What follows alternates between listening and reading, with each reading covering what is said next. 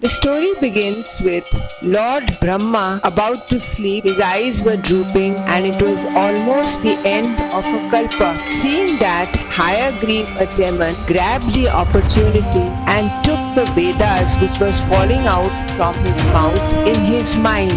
Lord Vishnu observed this and he was very worried because he wanted to retrieve the Vedas back from Hayagriva and give it back to Lord Brahma. Otherwise, the Vedas would be lost, where all the truths were given by God himself. And soon the pralaya will come, that is the destruction of the whole universe. Suddenly he remembered about Satyavrata, who was a very great devotee of Lord Vishnu, and he was worshipping God by standing in the water, and as he was worshipping, in his hand came a small fish. Satyavrata said that this fish will die in my hand, so let me drop it back into the water. But the fish said, "O king, don't drop me, save me, big fish will eat me." So Satyavrata put the fish in his kamandalu, that is a small vessel which the sadhus take along with them, and he brought it back to his hermitage. Then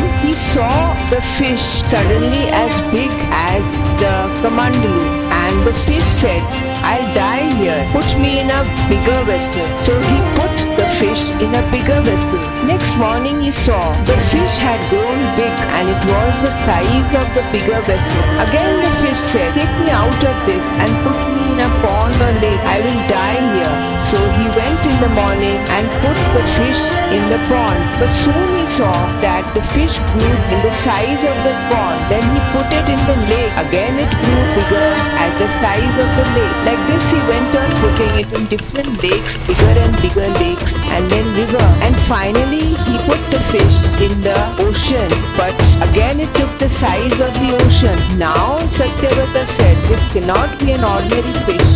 And he asked the fish, "Who are you? Are you Lord Narayan?" So then he bowed down before him and said, "Sorry, I didn't give you much value, and tell me what should I do, and why did you come in this form?"